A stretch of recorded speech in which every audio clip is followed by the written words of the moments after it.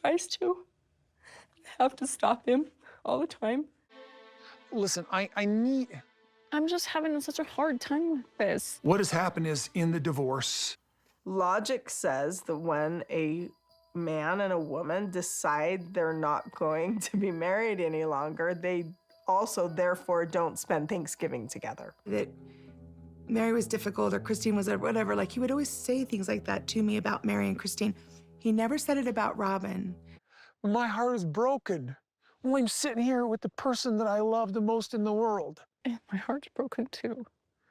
Hi friends, it's Anya, and welcome back to Reality Recap. What if all you thought you knew about family, about love, trust, and loyalty was nothing more than smoke and mirrors? What if the one you thought was keeping the family together was actually the one destroying it from within? Welcome to the breakdown of the Brown family, where secrets aren't whispered, they're on national TV. In this tangled web of relationships, one woman's cycle of contradictions and half-truths might not only be emotional, it may well be deliberate. Today's show brings you inside the whirlwind behind the scenes. From Robyn's whispered confessions to Kody's strategic silence, this isn't just a story about polygamy. It's about manipulation, deception, and the devastation that comes when the lies you told to keep the family safe become the ones that ultimately destroy it. Get ready. Robyn claimed she never mentioned Christine's departure to her children, but she did, and more than once. The timeline is tangled, the emotions are raw, and the truth is far messier than expected. This is the version they never wanted pieced together, the story hidden in cleverly edited segments and sobbing testimonials. But we're not here for the polished show. We're here for the truth. The deception starts unraveling when Robyn utters, "I haven't told my kids anything. It'll be a surprise." Her performative innocence in her tone, even when everyone in the audience already knew she had already talked to them. And then only 2 weeks after that, at Isabel's graduation and birthday bash, Robyn nonchalantly tells everyone that her children, including even wee Ari and Sol, had already been informed Christine was departing. But if they knew, why did it not show? The children had spent hours together. Ari, normally chatty to excess, never breathed a word of it. Did she somehow learn monk-like restraint? Or was it only made apparent to her afterwards? Something is not right. The nervous laughter, the sidelong glances, the deliberate silence. It all reads as plot carefully written, not an authentic family discovery when Christine does eventually decide to be honest with Truly. Kody's interest in visiting isn't to discuss things, but to simply be there, something he's never done before. It's not intimacy, it's avoidance. It's as if avoiding the difficult conversations will somehow keep his crumbling reality intact. But when Christine mentions moving with Michael T, the facade is broken, and Truly is gone. The fantasy is destroyed. Truth by contradiction. Robyn keeps claiming that she never said anything to her children, even after she confessed otherwise. But this is not a first. She has lied on TV before. As a matter of fact, Robyn boasted about being a good liar before. Go back to season 4, episode 6. Robyn smirks while describing how she used to pretend to scratch Kody's car just to get him into a surprise Valentine's Day decor. When Meri questioned whether she was a good liar, Robyn blinked not. Oh yes, definitely.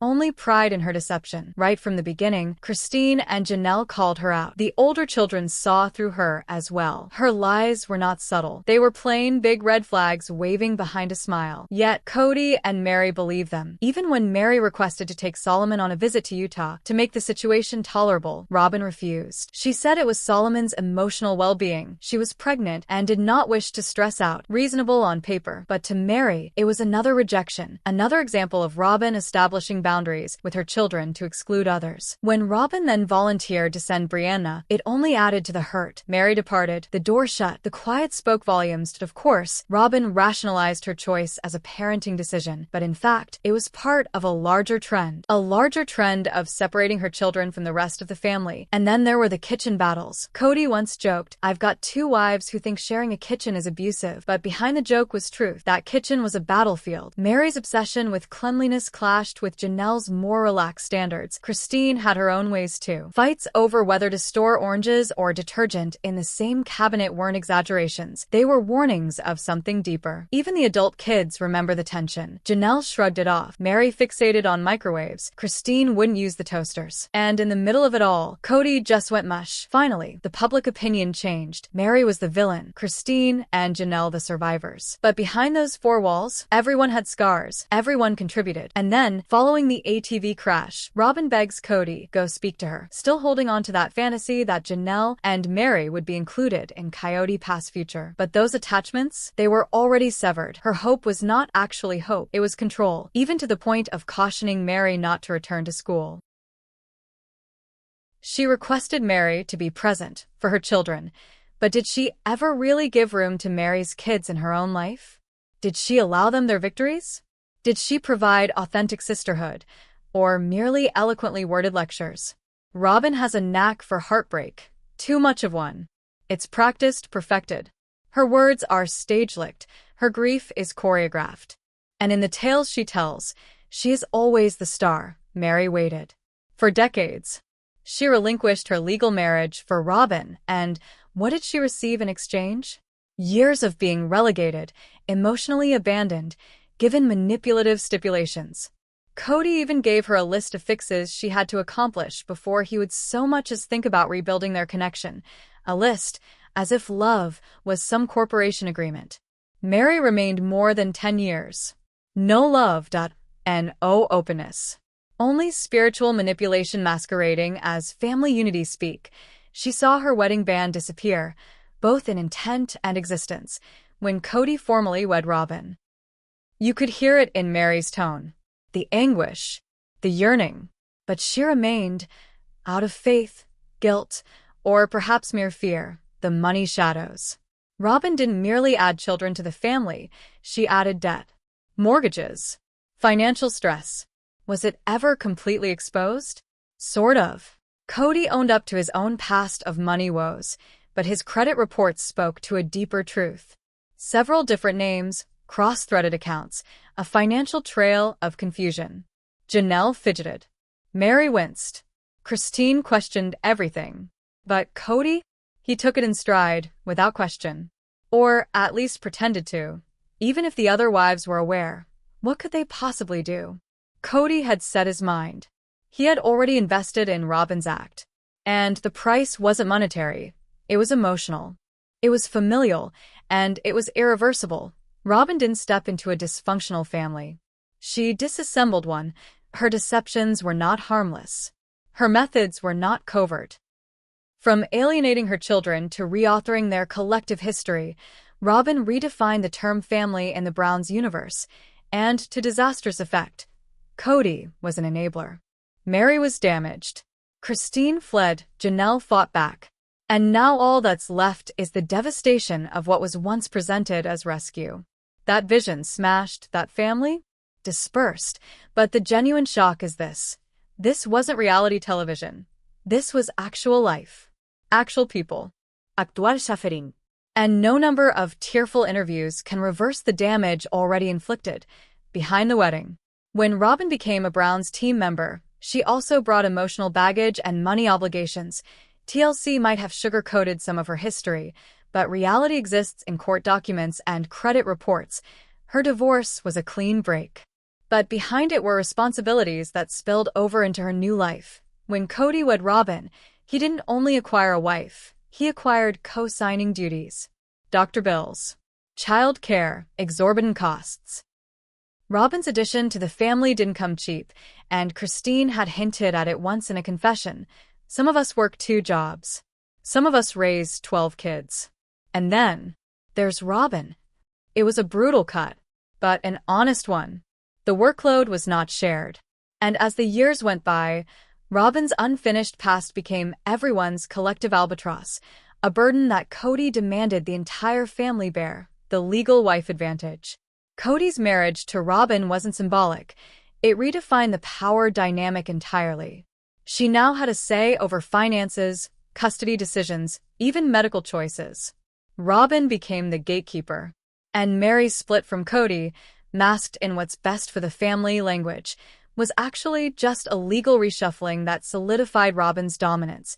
The ripple effect was palpable. Robyn now had veto power, and she exercised it. Recall when Janelle sought rights to land in Coyote Pass, or when Christine battled for fair housing in Flagstaff. Every significant family decision now had to clear Robyn. Her voice wasn't booming. It was polite, official, and absolute, the children as collateral damage. Robyn employed her children as emotional shields. Whether it was denying Solomon's journey with Meri or demanding Ari required stability in the midst of the family turmoil, her children's needs were always paramount on paper. But the outcome was alienation. Her children floated away from the rest of the family.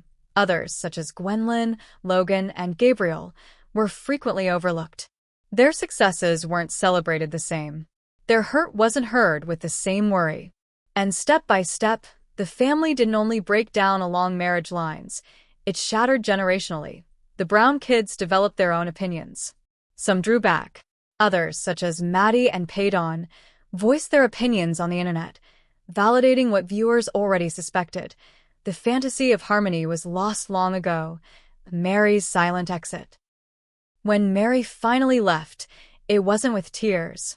No dramatic monologue, no fiery clash.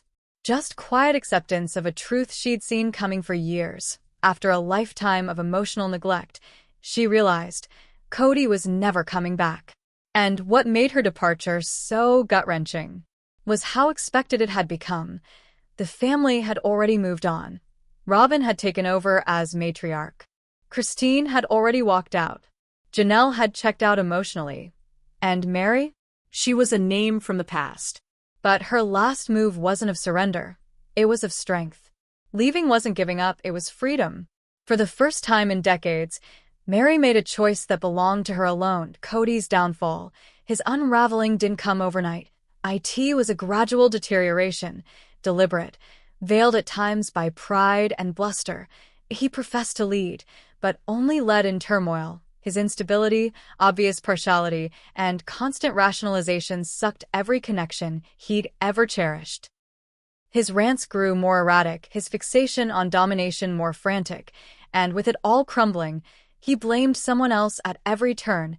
Christine for leaving, Janelle for resisting him, Meri for staying too long, even his older children for having the audacity to think for themselves, and the one constant in all the turmoil was always Kody, the legacy left behind.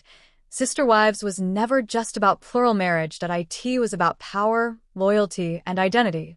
With time, it had become painfully obvious. The experiment hadn't merely failed, it had imploded. Not because polygamy is fated to implode, but because this system was flawed from the inside out. Robyn's introduction, Kody's autocratic control, the wives' passive resistance, it was a whirlwind no therapy could repair. The series would continue. Spin-offs would emerge. But that season 1 family we got to know? Poof, gone. All that was left were shreds, unresolved storylines, unhealed scars. And for loyal fans who saw the gradual breakdown, the reality was clear. Robyn didn't merely join the Browns, she remade them, and they never got over it. As Kody spiraled through the ruins of his broken family, pressure in the walls started to move into something darker, something permanent. Janelle sat isolated in her tiny Flagstaff apartment, gazing out the window as snow fell silently over the world beyond. Her mind was a war zone of what-ifs and unfinished business. She clutched a mug of coffee, but it had congealed, just like the life she knew. The phone jolted her. Christine's voice registered over the hiss. "Turn on the news." Janelle's gut fell. Within seconds, the TV emanated breaking news. Brown family under federal investigation. Coyote Pass records subpoenaed. Her eyes froze in horror as she watched from her upscale living room. Her carefully built world, based on secrecy and cronyism, was starting to shudder under her feet. Kody walked back and forth behind her, coming apart at the seams by the second. The money trails, the LLCs, the transfers of land, everything they had thought had been kept hidden was now the government's spotlight. In Utah, meanwhile, Meri sat calmly in a rented Airbnb. She watched the same broadcast. Her response wasn't fear, though. It was justice. "Did I knew it would come to this," she whispered. She hadn't walked away in pieces, only in scarred pieces. Kody, however, appeared to be a man tormented by the collapse he once believed he had in his control. The IRS investigation meant that secrets would come to light. Who signed the property deeds? Who transferred the funds? Who benefited most from Janelle's financial donations? Christine, ever the firecracker, posted a mysterious message online. Truth always surfaces. Even beneath frozen ground, the internet went wild. Speculation, fan theories, conspiracy breakdowns. Sister Wives was charming family drama no more. It was now an actual scandal. A former producer of the show stepped forward, anonymously, stating that there was unreleased footage of heated arguments over misspent money, unauthorized purchases, and a cache of secret documents stashed in a safe in Robyn's basement. That was it. Police showed up at Robyn's place with a warrant. The house was complete pandemonium. Robyn wept, begging, as Dayton was removed quietly to another room. Aurora stood stock still, holding Solomon's hand. Kody, furiously, screamed accusations, accusing Christine and Meri betrayal. But family drama was not of interest to the authorities. They had come for evidence. Meanwhile, Janelle sat facing a private lawyer, but this time, she wasn't seeking advice. She was providing answers. Every document, every email, every transaction. She produced them. Let the truth come out. She spoke softly, her voice firm. In the coming weeks, the Brown family moniker went viral in the media. Headlines, talk shows, podcasts. What was previously marketed as a plural-loving home was now picked apart as a cautionary warning. Fans didn't simply argue about relationships. They argued about ethics, about legality, about betrayal. In perhaps the most tragic moment, Robyn Brown was featured in a serious video online. We were taught we were creating something holy.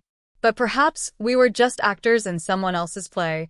His voice broke, and the internet was shaken. Robyn's face was everywhere, weeping, denying, defending. But her tears would not stem what was now unraveling before millions. Janelle stood with courage. Christine stood with flames. Meri stood at peace. And Kody stood alone. But before the world could assume the worst had already occurred, another surprise was on the horizon. A video surfaced, taken during one of his family's Zoom calls, mere weeks before the investigation had made headlines. There, Kody confessed, "Yeah, I moved some money. It was for the family, for Robyn and the kids. I didn't think it'd come back and get me." One snapshot had detonated all over the internet. It wasn't just damning, it was defining. Suddenly, the puzzle pieces all locked into place. Janelle's missing money, Christine's quiet warnings, Meri's cryptic posts, Robyn's lavish lifestyle. The Sister Wives story had gone from personal heartbreak to national scandal, and at the heart of it, the audience was no longer just watching. They had become investigators, jurors, survivors. This wasn't entertainment anymore. This was Judgment Day. As the sun in Arizona set behind the horizon, casting stretching golden light upon the split Coyote Pass property, a thick silence fell. What had once been a unifying symbol, now merely broken land. Christine stood outside her Utah home, looking over at the far-off mountains. Her phone rang with a new message. It was from Gwendolyn. "Mom, Robyn's doing it again." "She's spinning the yarn." Christine's chest tightened. Robyn's latest interviews painted her, yet again, as the innocent, the victim, the misunderstood martyr. The tears, the shaky breath, the long dramatic pauses. It was the same script, but this time, Christine refused to sit quiet. She called Janelle. "She's doing it again. Rewriting everything." "But we're not staying silent." Janelle didn't hesitate. "Let's go." "I'm ready." Cut to Robyn, coiled on her spotless white couch, holding a throw pillow like it's her lifeline. "I didn't ask for this," she states, her voice shaking. "I just wanted peace to family." Her daughters stand frozen at the doorway, cringing but desensitized to the act. Dayton stands in back of her, hesitantly uncomfortable about whether to touch her or make himself invisible, spiritually. "We just finally did it with our feet." Janelle met her at a mellow Salt Lake City cafe. Her hands trembled, but her voice was firm. "You can't keep pursuing someone who never pursues you back." Then there was a leak, an out-of-date letter Meri had written to Kody. It was one of longing and regret. The press spun it. "Meri wants Kody back." Meri wasn't having it, though. She went live on Instagram, tearfully holding back. "That letter was years ago. I don't want him. I want peace." And I want media to stop making clickbait of my pain. .in Flagstaff. Robyn cooked dinner as if she was living in a dream of domesticity. But Aurora slipped away during dinner. In her room by herself, she cried, murmuring to herself, "Why does everything feel so fake now?" Kody, the center of this vast family, was now revolving solo. A solitary father to Robyn's kids, disconnected from everyone else. Staring at an old photograph of the whole family taken 10 years ago, he grumbled, "I really thought I was doing the right thing." But half a world away from Flagstaff, flowers were blooming. Christine and Janelle started podcasts. They called it Rewriting Reality. Episode 1, Robyn, Behind the Tears, the truth they never aired. It was a hit overnight. Comments flooded in. We always knew Christine was the backbone. Team Janelle forever. But not everyone was clapping. Robyn listened in secret. Every word cut deep. And one night, unable to stay silent, she called Meri. We were supposed to stand united. Robyn pleaded. Meri's voice was cold. Only wanted unity when you were writing the script. You only ever. I'm finished pretending. The phone went dead. The screen went black. The dust of broken promises settled on what was left of the Browns. Flagstaff's air chilled. Not from the weather, but from the silence left behind by women who used to call each other sister. Christine stood on her porch, arms hugged tightly around her, observing snowflakes disappearing as they fell onto the wooden railing. Laughter came from inside, Truly and David. But Christine's face outside remained fixed. Haunted. She had witnessed something that morning. Something she did not expect. A message, not from Robyn, not from Meri, from Aura. He won't stop crying. He's locked himself in again. Mom says he's blaming himself, but I don't believe her. Christine's fingers tightened on the phone. It was about Kody. Robyn had always protected him, kept him out of reach, painted him as a damaged spirit. But now, even his stepdaughter had begun to reveal shards of reality, like cracks that radiate out across a frozen lake. And behind the walls of Robyn's upscale house, silent turmoil flourished. Kody's beard had bleached out to white. In the meantime, Kody alone in a dark room, grayer, worn. The bravado now muted to bitterness. They blame Robyn all the time. But the truth is, I was finished before the world ever saw it. He leans forward, glowering at the camera. This is what they did to me. They walked out. But Christine's truth? She speaks of a different thing. We didn't leave Kody. We left a man who'd already left us. Emotionally, his formerly blazing eyes were now dull and restless. He hadn't ventured out of the house in days. He hadn't shot a new segment for TLC in weeks. When the crew arrived, he said he was ill. But the cameras rolled on, with or without him. They had heard Robyn talking low behind a locked door, saw Dayton and Aurora walking nervously, and heard stifled weeping down the halls. And then Meri showed up. She wasn't asked. Robyn never invited her, and Kody hadn't said a word to her since she stood in church and announced she was leaving the family. Yet Meri came, with only a rolled-up blanket under her arm, her heart thrumming like a battle drum. When Robyn opened the door, mascara ran down her face. "Why are you here, Meri?" she inquired. "To completed." Meri answered as she entered, spread the blanket over the table, and unrolled it.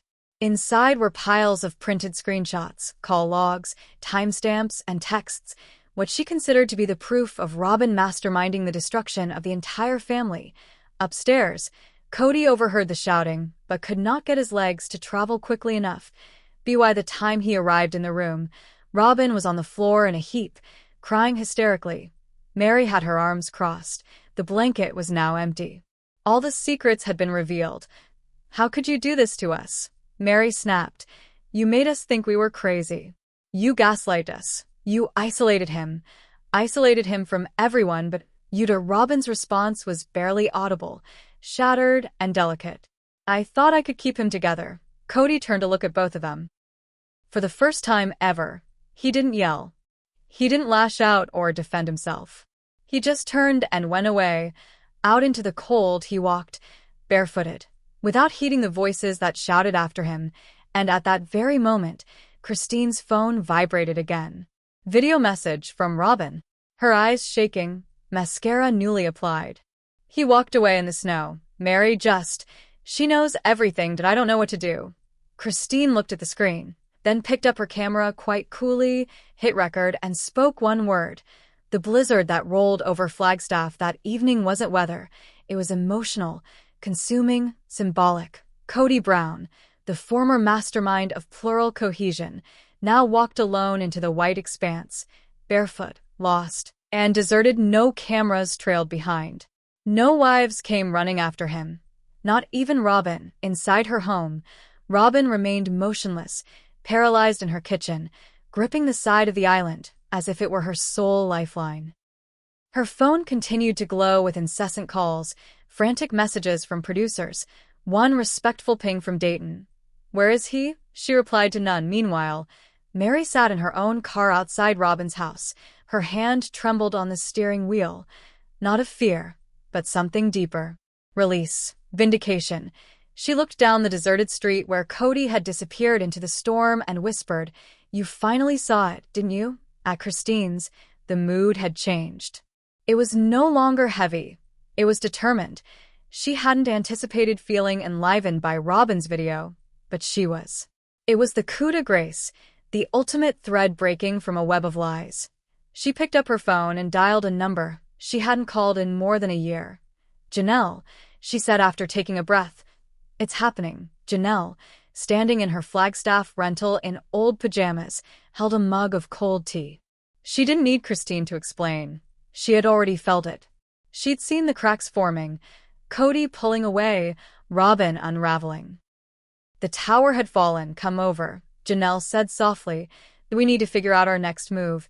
Christine didn't flinch.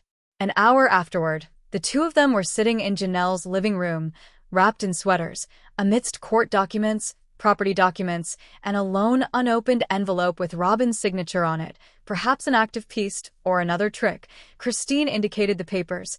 "We split it all. Even Coyote Pass. And further delaying." Janelle agreed, and Meri. Christine paused. "She's doing her own thing. She'll either come over with us or continue to ride the whirlpool with Robyn." "What about TLC?" Janelle inquired. Christine glanced at the lit phone on the coffee table. The producers had fallen unusually quiet, probably waiting for the trouble to die down before approaching with new deals and fresh controversy. But Christine wasn't interested this time. "We tell our story," she declared stoutly, "not theirs, elsewhere." Amidst the snow falling, Kody stood outside an old, forgotten structure. The old TLC facility where, years ago, the family had laughed and recorded confessions. He was now merely a figure in the tempest. The worn set stood still, black, locked away for the year, but something in its dark outline beckoned him closer.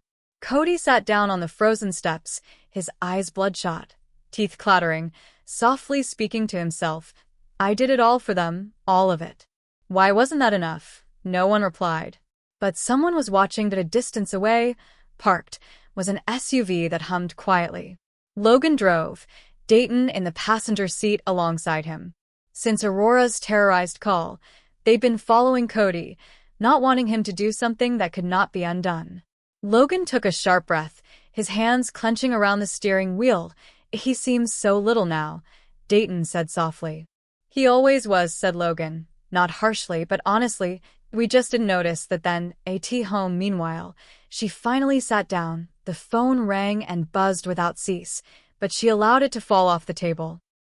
In its place, she pulled her laptop forward and started typing, not to TLC, not to the public, but to her children, to a message, to a confession, perhaps even a farewell. "I try to hold on to him," she typed, but he was already gone. And downtown, Christine and Janelle clinked their mugs together, tea foaming with steam, their faces unflinching. They had no idea the story was only just getting started. Meri was preparing to make her move, and it would catch them all off guard. She was going public. With everything, the news spread quicker than anyone could keep up with. Social media went ablaze. Leaked crew audio, anonymous sources, cryptic tweets repeating the same harrowing refrain. "He walked into the snow." That phrase crashed through TikTok captions, fan forums, YouTube comment threads. But for the women who had survived the emotional carnage, It wasn't just going viral, it was freedom. In her humble Utah kitchen, Janelle remained glued to her phone, scrolling through headline after headline she never could have imagined reading. Meri confronts Robyn. Kody walks out. Robyn's empire falls apart. Christine speaks up literally with one word. Each story peeled away at the illusion they all held onto for far too long. Others raged, some cheered. But the worst part was the tide of difficult questions. Why didn't someone stop this earlier? Didn't they notice the warning signs? Janelle turned off her phone and pulled out her journal. In it, an unreleased letter to Garrison written after his funeral. She'd never typed it out, never shared it with anyone. But today, she read it again. Her handwriting rushed, her sorrow still fresh. You were the one who had the courage, Garrison. You saw what others did not dare acknowledge. You stood while the rest remained silent. You broke the silence. And I'm still figuring out how to do it too. Snow had started falling outside again. Quiet. Gently. A reminder that even amidst frost and loss, there is life. Alone in her hotel room, Meri collapsed. The battle had exhausted her, but for the first time in years, she did not view a stranger in her mirror. She viewed certainty. She clutched an old notebook filled with previous notes, occurrences she'd ignored, warning signs she'd muffled. They were now proof, dated, screenshotted, time-stamped. A knock broke her train of thought. Assuming housekeeping, she opened the door. To find Christine, they stared at each other in silence. Then Christine picked up her phone. The screen reflected Robyn's tear-stained video message. Paused mid-sentence. I think it's time. Christine said, for what? Meri replied, "To share everything, that on our own terms." They sat side by side on the bed. No script. No rehearsals. No filters. Christine clicked record. This is not a TLC tell-all. She started. This is a truth call for all the women who were told to shut up. For all the wives who were made to feel crazy. For all the mothers who remained too long and lost themselves in the process. This is for them. The video lasted more than an hour. It was rough. Real. Sometimes heartbreaking, but most of all, true. In 24 hours, it had reached more than 2 million views. While the internet erupted, Robyn sat in darkness. Her home still had electricity, but silence was like a blackout. Dayton hadn't messaged her in days. Aurora wouldn't come out of her room. Kody hadn't returned BY herself. Robyn watched Christine and Meri's video, her eyes red-rimmed, mouth shaking. She said nothing. She didn't defend herself. Not yet. The sole new text on her phone was from a producer with TLC. "We need your response. Production continues tomorrow. Be prepared." But she wasn't prepared. Not this time, this tale. Far from finished. So, if you're #TeamWives, hit that like button, subscribe for the next firestorm of news, and leave a comment. Who do you think will emerge from the ashes? Stay shady. Stay curious. And until next time. Sister Wives, out.